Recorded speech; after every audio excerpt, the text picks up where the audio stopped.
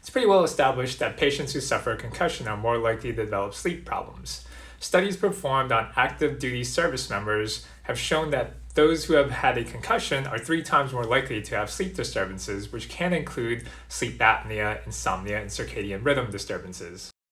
In 2020, a randomized controlled trial was published that looked at the effects of early morning blue light therapy on patients with concussion to see if it improved sleep quality, as well as other factors like psychological and executive performance, as well as brain neuroimaging studies to see if there's any structural changes related to the brain as a result of a blue light intervention.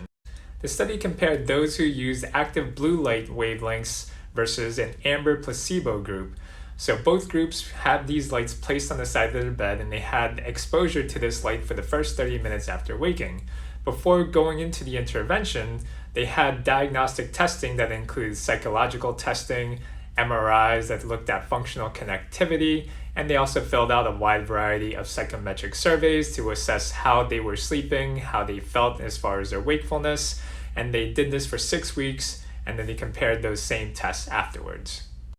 So what happened in this study? Probably the most important thing was when we looked at the group that got the blue light, it took them almost 60 minutes less time in order to fall asleep. When we compared that to the placebo, it actually took them a little bit longer for them to fall asleep. The other interesting thing about this study is that they found that the blue light group actually woke up about an hour earlier on average, which means that they had no net gain in total sleep time because they were falling asleep earlier and waking up earlier, which meant that instead of getting more sleep, it was their circadian rhythm that likely shifted forward an hour. But despite the fact that they got the same amount of sleep, the patients that got the blue wavelengths self-reported improvements in their wakefulness, and they also noticed that throughout the day that their daytime sleepiness had actually decreased relative to the placebo amber group. So what about psychological performance as well as some of the connectivity studies that were done on MRI? Overall, the study found that with the blue light group, there was improved cognitive performance on some executive functioning tests, and they also noticed that there was greater gray matter volume in the posterior thalamus, as well as greater structural and functional thalamocortical connectivity, which was associated with different aspects of cognitive performance. So what can we take away from this study? So it's suggestive that morning blue light therapy may be better than amber wavelengths in improving subjective sleepiness and shifting circadian rhythm in patients who have had a concussion. And by shifting the circadian rhythm, it may improve some of the structural connectivity that leads to improved cognitive performance, at least when you compare it to the amber light.